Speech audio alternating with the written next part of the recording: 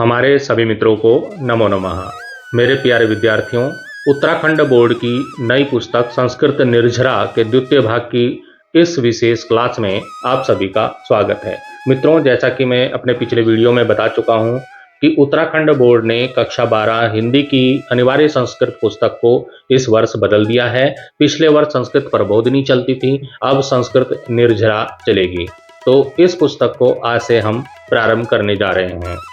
इस पुस्तक में दिए गए पाठों की सूची आपके सामने है। जैसा कि हमारी भारतीय संस्कृति और संस्कृत साहित्य की परंपरा रही है कि किसी भी शुभ कार्य या विद्या अध्ययन की शुरुआत हम मंगलाचरणम के साथ करते हैं।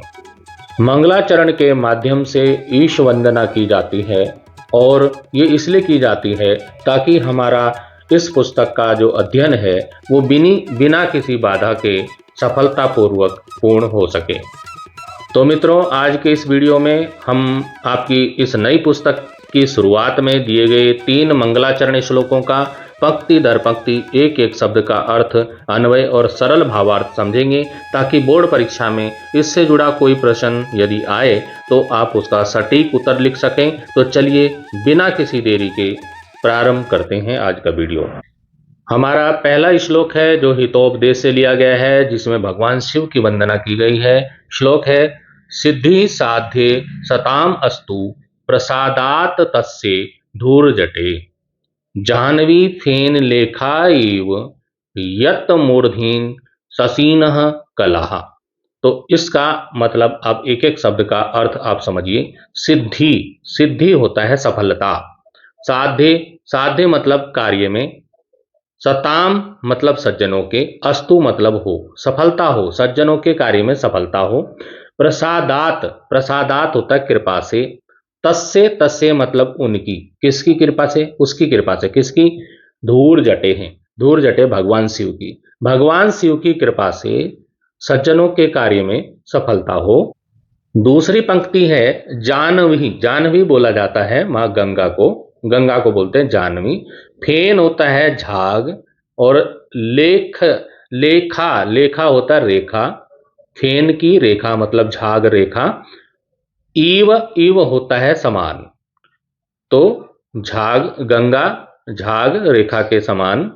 यत मूर्धीन, यत होता है जो। मूर्धि, मूर्धि होता है सिर पर, सिर पर। मूर्धीन मतलब सिर पर। और ससीन, ससीन होता है चंद्रमा, चंद्रमा को बोला जाता है ससीन। और कला होता है चंद्रमा का की कला, चंद्रमा का जो रूप।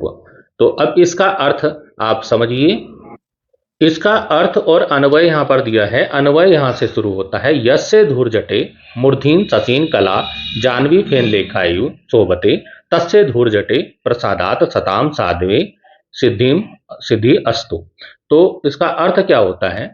जिन महादेव के सिर पर, जिन महादेव के सिर पर जाह्नवी फेन लेखायु मतलब शुक्ल पक्ष की द्वितीया चंद्रमा की कला गंगा के फेन की तरह, गंगा के झाग की तरह सुशोभित होती है, उन महादेव के प्रसाद से, कृपा से सज्जनों के सभी कार्य सिद्ध हुए।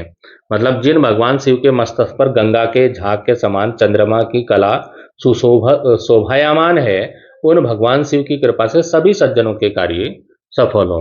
भावार्थ भी यहाँ पर दिया है, जिन महादेव के सिर पर शुभ्र चंद्रमा विराजमान है वे महादेव हम सभी का कल्याण करें, हम सभी का जो है कार्य सिद्ध करें।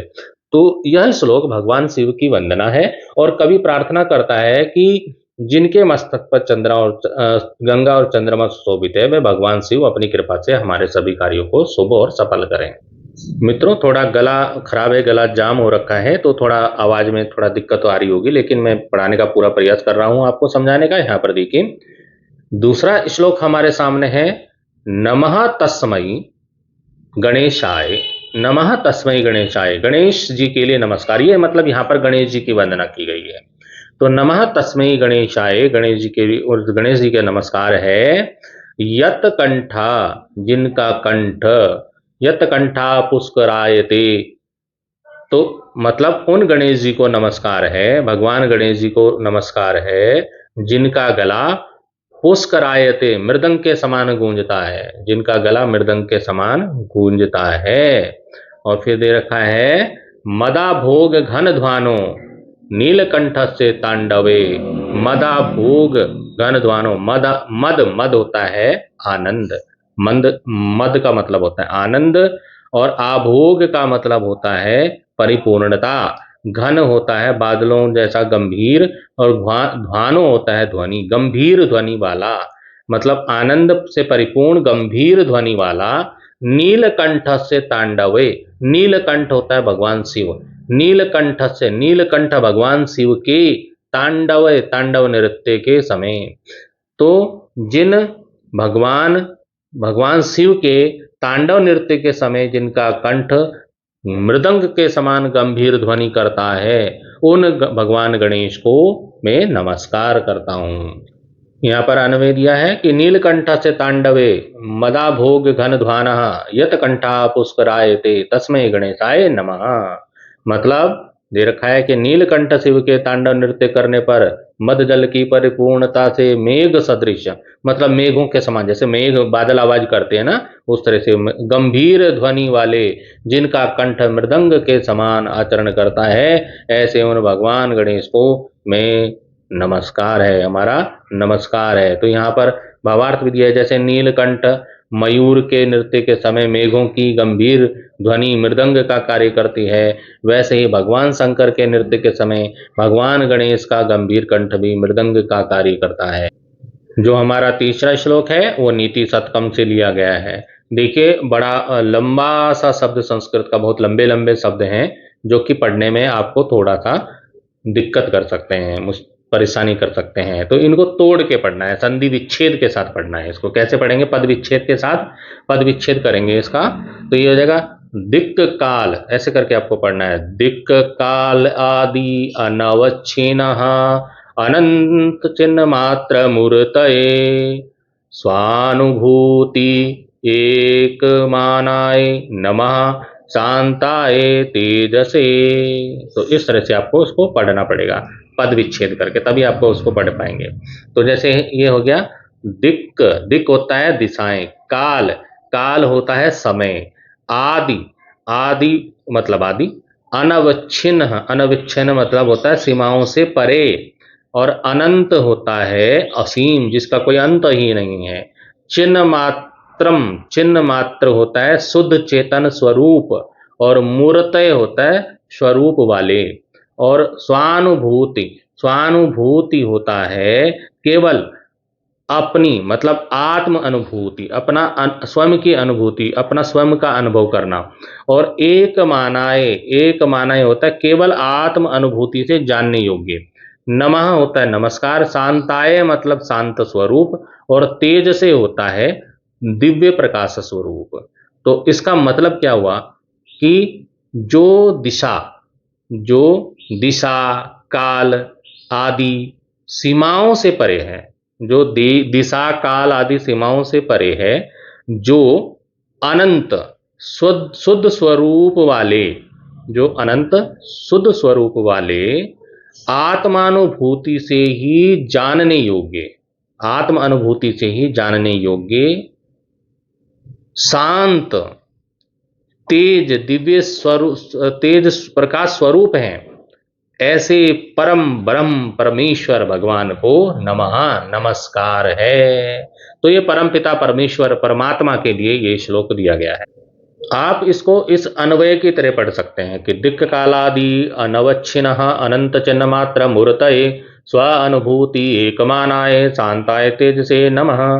तो इसका अर्थ है कि प्राच्य पूर्व आदि दिशा, भूत भविष्य आदि काल चक्र के द्वारा अपरिमेय अविनाशी एवं ज्ञान विज्ञान स्वरूप वाले जिस परम सत्ता का बोधक केवल आत्मा का अनुभव ही है, ऐसे उस शांत स्वरूप सर्व प्रकाशक ज्योतिर्मय पर ब्रह्म को नमस्कार है। इसका भावार्थ है कि संपूर्ण दिशाओं और कालों को जानने वाले ज्ञान विज्ञान स्वरूप शांत स्वरूप ज्योतिर्मय ब्रह्म को हम नमस्कार करते हैं। इन श्लोकों के अंत में यहाँ पर सभी शब्दार्थ दिए गए हैं, इनको आप देख सकते हैं। किसी भी शब्द को आपको अर्थ समझ में नहीं आ रहा है तो आप यहाँ से इनको आप पढ़ सकते हैं।